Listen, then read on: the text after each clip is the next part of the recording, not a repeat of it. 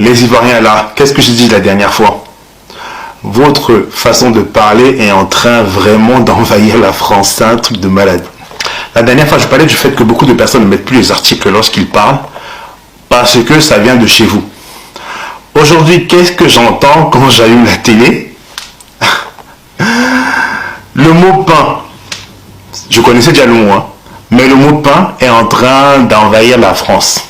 C'est la nouvelle façon que les nanas ont de parler des mecs. Des mecs qui sont bien bâtis, qui sont beaux gosses et tout ça là. Voilà. Aujourd'hui, on parle de pain, on parle de boulangerie. On ne dit plus crush, on dit un bon pain. Et le pire, c'est que ça passe même à la télé, regarde. Pain. Les crushs, c'est mort. Maintenant, c'est la boulangerie. Les pains sont sortis. Tout le monde est obsédé par le pain, par le mot. C'est vraiment le truc du moment. Quand quelqu'un nous plaît, quand on a un crush, on dit juste pain ou on poste un emoji de pain. Et TikTok va plus loin dans la métaphore. Donc crush, ça devient la boulangerie. On dit mon pain. Et tu dis pas j'ai des crushs, tu dis j'ai une boulangerie. Mais ça vient d'où cette expression? On est à Abidjan, en Côte d'Ivoire. Là-bas, la population est jeune. Selon l'ONU, 38% de la population a moins de 15 ans. Et c'est le nouchi qui est pas mal parlé par les jeunes. Le nouchi est un argot ivoirien qui a évolué à partir du français, mais qui a été très influencé par les cultures et langues locales. Mon pain, en nouchi, c'est donc utilisé pour définir son petit copain ou sa petite copine. Vous là, tout est pour vous maintenant, tout est pour vous. Laissez-nous un peu, pardon. Les amis, en Côte d'Ivoire, les Ivoiriens ont débloqué un autre niveau avec la langue française. Je pense que pour un étranger qui vit en Côte d'Ivoire et qui vient d'arriver en Côte d'Ivoire, s'il n'arrive pas à s'adapter, il aura toujours l'impression que soit qu'on cause avec lui, on lui manque du respect ou encore on évite de parler de telle sorte qu'il comprenne ce qu'on veut dire. Et pourtant en Côte d'Ivoire, ils font juste preuve de créativité et d'innovation. Je le dis parce que eux-mêmes, ils ont créé leur façon de s'exprimer et bizarrement, ils se comprennent bien entre eux. Vous allez voir que généralement en français, lorsqu'on parle devant un mot ou encore devant une chose, généralement, on va utiliser des articles. Et pourtant, eux, ils font l'effort de faire disparaître ces articles-là. C'est-à-dire, eux-mêmes, ils ont pris cette habitude d'enlever les articles devant chaque mot.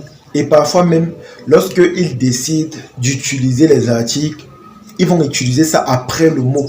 Au lieu de dire par exemple que la voiture, ils vont dire voiture là. Vous voyez un peu. Et bizarrement, entre eux, ils se comprennent parfaitement. Ils n'ont pas de problème. Il n'y a que les étrangers qui ont des difficultés à les comprendre réellement. Et je tiens également à préciser que les expressions qu'ils utilisent aussi caractérisent leurs différentes humeurs. Ça caractérise les humeurs ou encore la façon avec laquelle ils se sont réveillés ou encore leur comportement. Comme il a dit ce jeune frère, parfois dans certaines circonstances, on va utiliser une phrase. Tu auras l'impression qu'on te manque du respect et pourtant pour eux, ils sont en train de te parler posément. Ils te parlent simplement. Ils ne sont pas méchants, au contraire, ils sont posés, ils te parlent gentiment.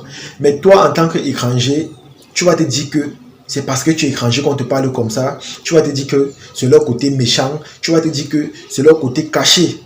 Et pourtant, ils sont en train de te parler gentiment.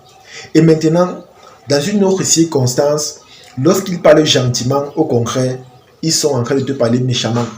Donc, ils vont te parler comme ça, comme tu es étranger. Tu vas commencer à rire. Tu vas croire que non, on te fait des compliments. Et pourtant, il est en train de te montrer qu'il est très, très fâché. Donc du coup, moi je pense que pour les étrangers qui partent en Côte d'Ivoire, c'est vraiment important d'apprendre à étudier leur façon de s'exprimer ou encore leur façon d'être. Parce que si tu n'apprends pas cela, tu auras l'impression qu'à chaque fois, on te met à l'écart ou encore à chaque fois on ne te respecte pas ou encore même qu'on ne t'aime pas. Et là, ce n'est pas bon. Et moi, j'apprécie beaucoup cette façon d'innover. Parce que la langue française, c'est une langue qui vient de la France.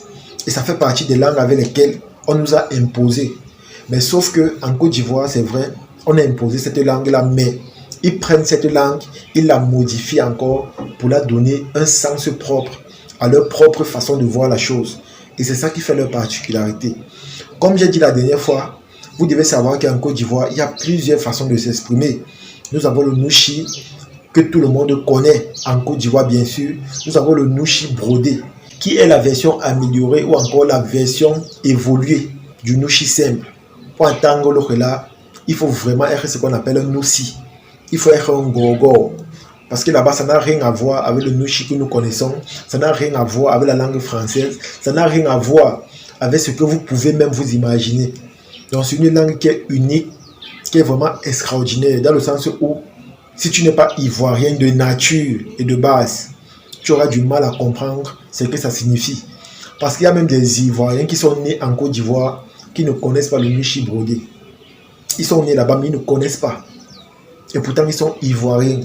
Vous comprenez à travers cela que si toi, alors, tu es un étranger, que tu n'apprends pas ça, tu ne vas jamais connaître ce que ça veut dire. Parce que moi, une fois, par exemple, j'ai eu le plaisir d'entendre quelques expressions en nushi brodé. Et honnêtement, j'étais étonné. J'étais surpris. J'étais vraiment surpris.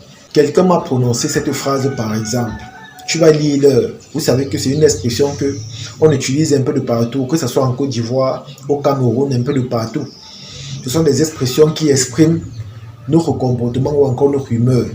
Et maintenant, en nushi brodé, on te dit, tu vas livrer pour les quais. Imaginez, tu vas livrer pour les quais. Ça n'a rien à voir avec le nushi que nous connaissons. Ça n'a rien à voir avec la langue française. Ça n'a rien à voir avec une langue maternelle. Et sans vous mentir, c'est une langue qui a été créée par les Noussi en Côte d'Ivoire. C'est la raison pour laquelle moi je vous dis que ce pays vraiment, en termes de langue, ils sont vraiment extraordinaires et exceptionnels. Parce qu'ils ont créé quelque chose qui les caractérise. Ils ont créé quelque chose avec laquelle on peut les identifier. Et tellement ils ont créé des mots et des expressions que pour finir, même dans certains dictionnaires, on a adopté ces expressions-là. Quand vous allez voir par exemple le mot enjaillement, ça vient de la Côte d'Ivoire. Et pour finir, on a fini par mettre cela dans le dictionnaire français. Donc du coup, on a donné une signification précise qui vient de la Côte d'Ivoire. Je tiens à préciser à ce mot-là. Enjaillement signifie faire la fête, ça signifie s'amuser, ça signifie faire la java, ça signifie faire le PA. Vous voyez que d'une manière ou d'une autre, la Côte d'Ivoire, à travers sa manière de s'exprimer, influence les autres nations, impose sa manière de voir la chose aux autres nations. Donc vous voyez que c'est vraiment extraordinaire. Et je tiens aussi à vous préciser qu'en Côte d'Ivoire, il y a plusieurs villages, il y a plusieurs ethnies, et il y a plusieurs langues maternelles. Donc, hormis cette façon de s'exprimer que nous connaissons, hormis ce langage qu'ils ont créé, hormis l'innovation au niveau de la langue française qu'ils ont fait en enlevant les articles chez eux-mêmes, en fonction de leur village, en fonction des ethnies, chaque peuple a sa manière de parler, chaque peuple a ses traditions, chaque peuple a son argot. Vous voyez que la Côte d'Ivoire regorge énormément de potentialités et énormément de valeurs linguistiques. Et c'est ça qui fait leur particularité, c'est ça également qui fait leur différence. Parce qu'ils ont su influencer les peuples, les pays voisins avec cela. Parce que même ici au Cameroun, il y a des expressions que nous utilisons, mais qui viennent de la Côte d'Ivoire. Je tiens à vous préciser. Sauf que quand ça vient ici au Cameroun, nous en tant que bons Camerounais, nous donnons aussi une valeur ou encore une signification propre à cela. En Côte d'Ivoire, un homme et une femme, Mougou. Mais sauf que ici là chez nous, nous avons aussi copié l'expression Mougou. Mais sauf que Mougou signifie quoi? Ici là, c'est quelqu'un qui n'a pas de valeur dans le sens où il sort avec une fille et la fille ne l'aime pas, elle passe son temps à manger son djé. Vous voyez, elle passe son temps à manger son djé, pourtant elle n'a pas de sentiments à son égard. C'est de cette façon que nous avons donné la signification au mot Mougou. Mais en Côte d'Ivoire, c'est totalement différent. Et c'est comme ça qu'il y a plusieurs expressions que nous avons pris en Côte d'Ivoire et que nous aussi au Cameroun, on a donné notre signification. Et c'est comme ça que c'est devenu contagieux dans le sens où tout le monde parle de la sorte, tout le monde s'exprime de la sorte. Dans la Côte d'Ivoire, honnêtement, en termes de créativité, en termes d'authenticité, elle est un exemple pour beaucoup de pays africains. Et c'est ça qui fait leur particularité. En tout cas les amis, c'est ici que se termine la vidéo. J'espère que vous avez aimé, j'espère que vous avez apprécié. Je vous assure, en Côte d'Ivoire, si tu n'es pas né là-bas, tu auras parfois des difficultés à t'adapter. Parce que si tu es un étranger, que tu viens d'arriver là-bas pour résider, lorsqu'on va s'exprimer ou encore lorsqu'on va te causer, tu auras l'impression que soit on te manque du respect ou encore soit on ne t'aime pas. Et pourtant, quand tu penses qu'on te manque du respect, au contraire, il manifeste de l'amour à ton égard. Mais quand tu penses qu'on ne t'aime pas, c'est plutôt l'inverse. Vous voyez qu'il y a une grosse différence là-bas quand tu n'es pas quelqu'un qui est né dans ce pays ou encore quelqu'un qui a grandi là-bas. Comme on dit souvent, il faut être né en Côte d'Ivoire pour comprendre et connaître les Ivoiriens. En tout cas les amis, c'est ici que se termine la vidéo. Partagez au maximum et on se dit à la prochaine. Ciao.